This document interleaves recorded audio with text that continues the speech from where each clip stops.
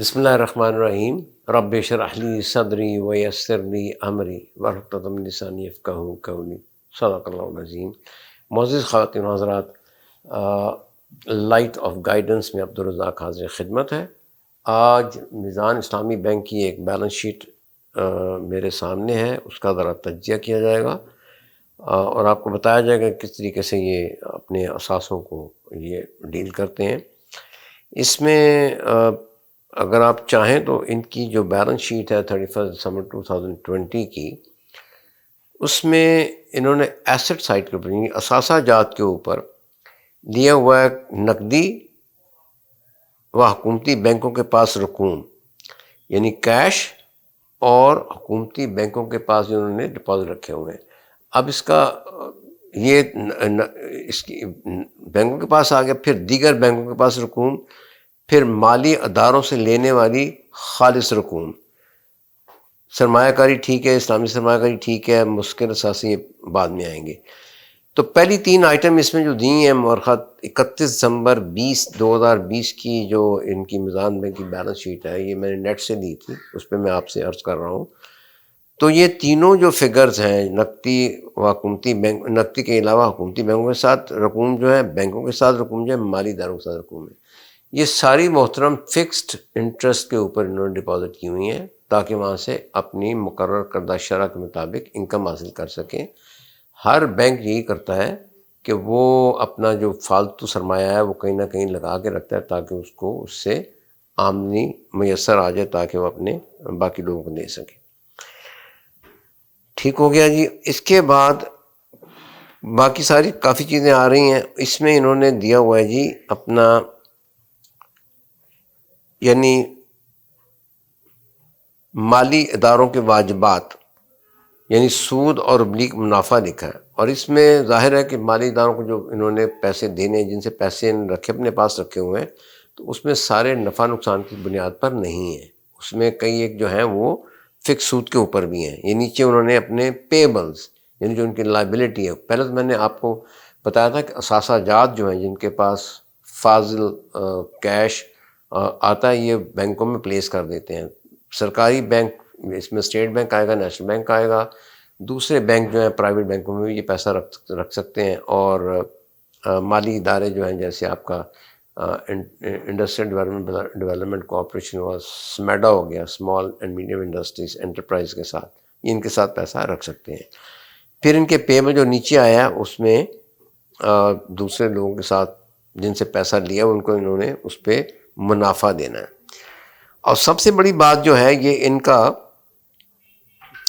سرمایہ کاری جو ہے، یہ اس بیلنس شیٹ کے اندر ہم نے سیریل نمبر میں دیا ہے، یہ 16 نمبر پوائنٹ ہے، اور یہ ان کا بنتا ہے 14 بلین، یعنی اندازہ کریں ان کا اپنا سرمایہ جو ہے وہ 14 بلین ہے، لیکن ان کی جو ٹوٹل ایسٹ کی ویلیو ہے وہ تقریباً 69 بلین بن جاتی ہے، یعنی 5 گنا زیادہ بن جاتی ہے۔ تو یہ بھی ایک عجوبہ ہے کہ ایک 14 بلین سرمایہ رکھنے والا جو بینک ہے وہ 70 بلین 69 بلین جو ہے اس کی ایسٹس کا مالک ہے۔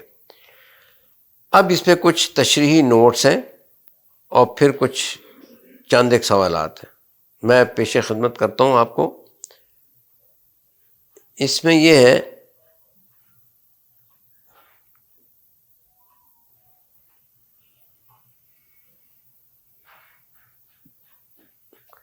تشریحی نوٹ میں عرض کرتا ہوں آپ سے کہ یہ انہوں نے میزان بینک کی بیلنس شیٹ ان کی ویب سائٹ میزان.org سے لی گئی ہے، یعنی بینک کے پہلے 3 اثاثے فکس شرح سود پر حکومتی بینکوں میں اور دیگر مالی اداروں میں رکھے گئے جہاں پہلے سے طے شدہ شرح کے مطابق سود لیا جاتا ہے جو کہ ناجائز ہے، شرح ناجائز ہے۔ نمبر 2، میزان بینک کا اپنا نمبر 16 سرمایہ 14 ارب روپے ہے جو بینک مالکان نے فراہم کیا ہے، مگر بینک کی سرمایہ کاری یعنی جو انہوں نے آگے ڈسپوز کیا ہوا ہے، انویسٹ کیا ہوا ہے، اس میں حکومتی نجی بینکوں میں 458 ارب روپے، یہ انہوں نے حکومتی بینکوں میں فکس ایسٹ پہ لگایا ہوا ہے، فکسڈ انٹرسٹ پہ لگایا ہوا ہے، شرح پہ، اور گاہکوں کو اسلامی طرز کے قرضے اور اثاثے 947 بلین. اس کا مطلب یہ ہوا کہ ان کی کل سرمایہ کاری جو ہے وہ 1,445 بلین روپوں پہ مشتمل ہے جی. تو یہ اتنی خطیر رقم جو ہے یہ لوگوں کے مانتے ہی ہیں. تیسرا یہ ہے کہ سیریل نمبر 12 پہ لوگوں سے وصول شدہ امانتیں ڈپازٹ ہیں جن کی مالیت 1,25,000,000 روپے ہے.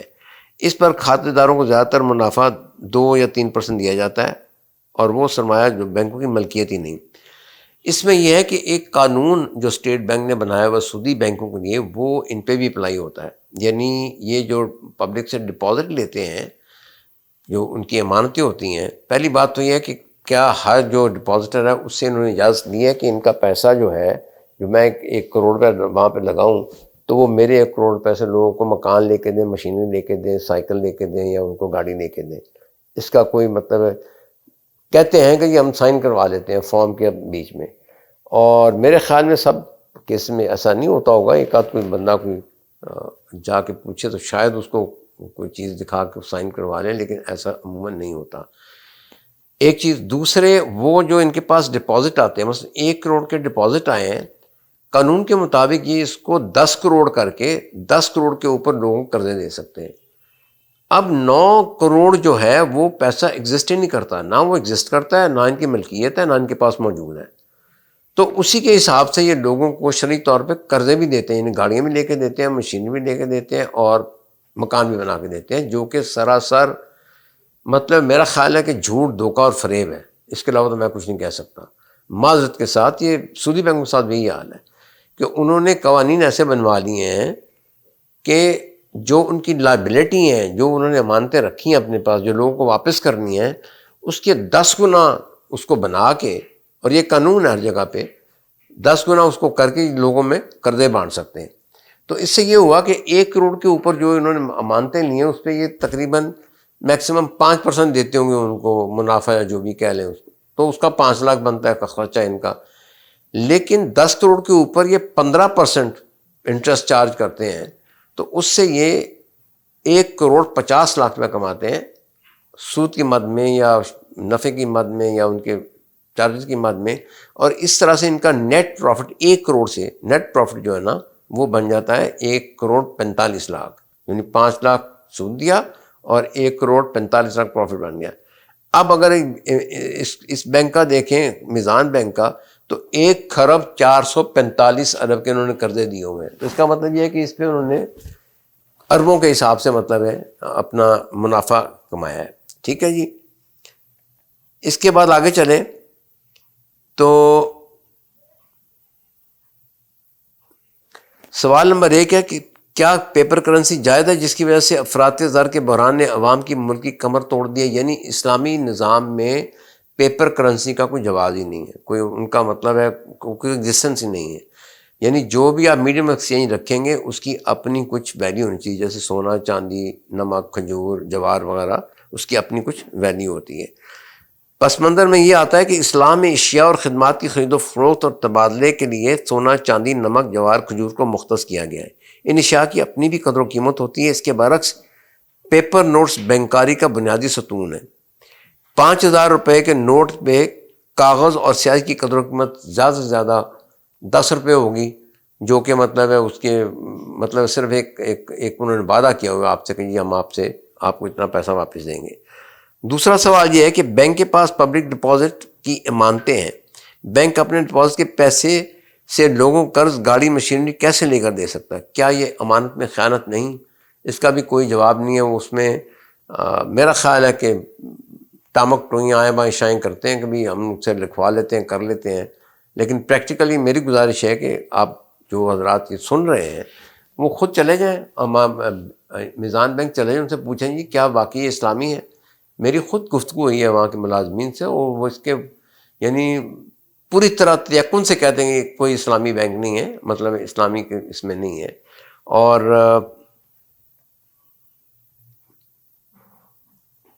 اس میں ایک چیز اور عرض کرتا چلوں کہ جان فاسٹر، یہ BBC کا ایک رپورٹر، اب تو شاید نہیں ہوگا، یہ رپورٹنگ کرتا تھا دبئی میں اسلامک بینکنگ اور اسلامک فائنانس کے اوپر. تو جب اس نے ریسرچ کی تو اس کا آرٹیکل بھی لکھا ہوا ہے، کسی اور وقت میں آپ کو میں پیش کر دوں گا، گوگل پہ بھی جا سکتے ہیں، John Foster is Islamic banking fraud اور فیکٹ، اس کے نام سے ایک آرٹیکل اس نے لکھا ہے۔ اس کا کہنا یہ ہے کہ اسلامی بینک والے کہتے ہیں کہ یہ پروڈکٹ ہماری ساری سودی بینکوں کی طرح ہے، لیکن ہم پہلے وہ یہ پروڈکٹ لے کے ایک عالم کے پاس جاتے ہیں، وہ انکار کرتا ہے کہ یہ سودی ہیں، یہ اسلامی نہیں ہو سکتی، پھر دوسرے کے پاس جاتے ہیں، وہ بھی انکار کرتا ہے، تو تیسرا جو ہے وہ کچھ پیسے لے کے مثال طور پہ $500,000 یا ڈالر جو بھی ہے، یا $10,000 وہ لے کے اس پہ فتویٰ جڑ دیتا ہے اور وہ جاری ہو جاتا ہے۔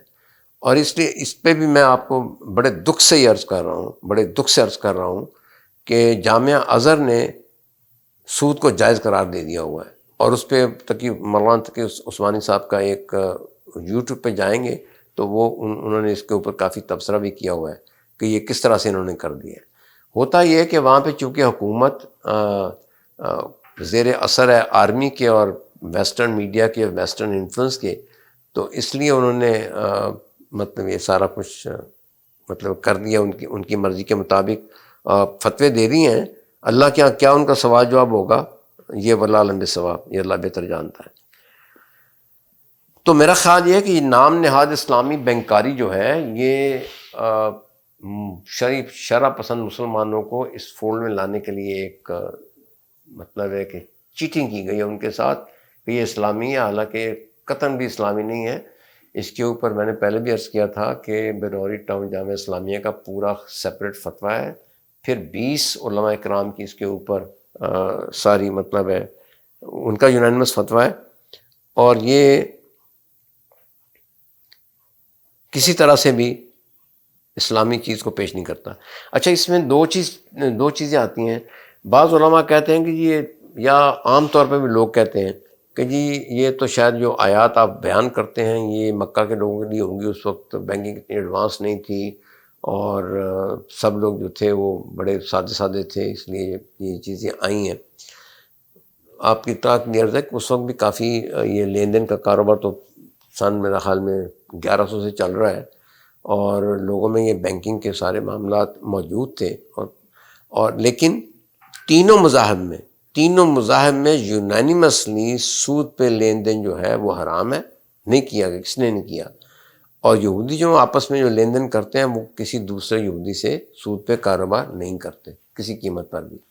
ہمارے یہاں یہ چونکہ ایک مطلب اس کو ایسے سمجھ لیا گیا جیسے ایک نارمل سی چیز ہے، اور بینکوں میں بھی مطلب ہے لوگ بڑے مطلب ہے بے حس ہو کے اس پہ کوئی مطلب نہ تبصرہ کرتے ہیں نہ بحث کرتے ہیں۔ وہ کہتے ہیں یہ چونکہ سسٹم چل پڑا ہے تو اس لیے اس کو چلانا جو ہمارے لیے بڑا ضروری ہے۔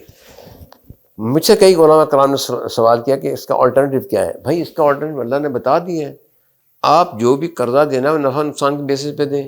بینکوں کے لیے کوئی مشکل تو نہیں ہے اپنے سارے معاملات کو ایڈجسٹ کرنا۔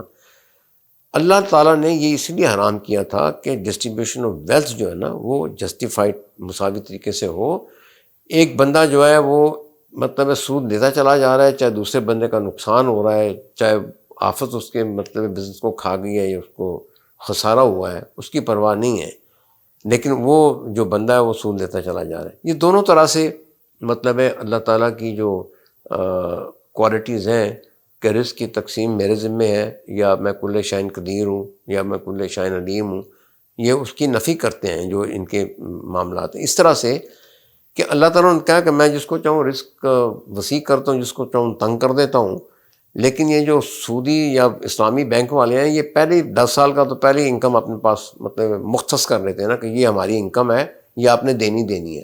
تو اس کا مطلب یہ ہوا کہ اللہ تعالیٰ نے اس میں جو قرآن کریم میں فرمایا ہے تو وہ اس کا مطلب ہے اس سے ٹکراتا ہے نا یہ کہ ان کی انکم تو فکس ہوگی، اور وہ مطلب اللہ تعالیٰ نے کہا کہ میں جس کو چاہتا ہوں تنگ کرتا ہوں، جس کو چاہتا ہوں میں وسیع کر دیتا ہوں۔ دوسری طرف جو سود دینے والا بندہ ہے وہ بدبخت یہ سوچ کے بیٹھا ہے کہ مجھے ہر دفعہ پروفٹ ہی ہوگا، مطلب میں اس میں نفع کماؤں گا، مجھے نقصان کا کوئی احتمال نہیں، اس لیے وہ ان کے داؤ میں جھنجٹ میں آ جاتا ہے۔ تو یہ میرے خیال میں بڑی ہی خوش فہمی یا غلط فہمی ہے۔ ہم سب لوگوں کو اس سے اجتناب کرنا چاہیے، اور آخر میں یہی گزارش کروں گا کہ اسلامی بینک صرف نام نہاد اسلامی بینک اسلام کا نام بدنام کر رہے ہیں۔ بیسیکلی یہ بنیادی طور پہ سودی بینکنگ ہے، اور ان کے ساتھ کاروبار کرنا اسی طرح حرام ہے جس طریقے سے عام سودی بینکوں کے ساتھ حرام ہے. اور یہ اس میں یونانیمسلی فتویٰ 20 علماء کرام نے بھی دیا ہے، اور سیپریٹلی بیرونی ٹاؤن کے جامعہ اسلامیہ کے لوگوں نے بھی دیا ہے. وما علینا البلاغ، اس پہ ختم کرتے ہیں. اگر آپ کے کوئی کامنٹس ہوں، کوئی سوالات ہوں تو پلیز کامنٹ میں ضرور لکھیں، اور پلیز بار بار مجھے کسی عالم کا حوالہ نہ دیں کہ وہ بہت بڑے پہنچے ہوئے عالم ہیں. ان کے پائے کے مقابلے میں بے شمار اور بڑے عالم ہیں جو مطلب ہے بالکل صحیح چیزیں پیش کرتے ہیں. اور میں ایز اے چارٹرڈ اکاؤنٹنٹ آپ کو بتا رہا ہوں کہ یہ چیزیں جو ہے نا یہ اس طریقے سے نہیں چل سکتی.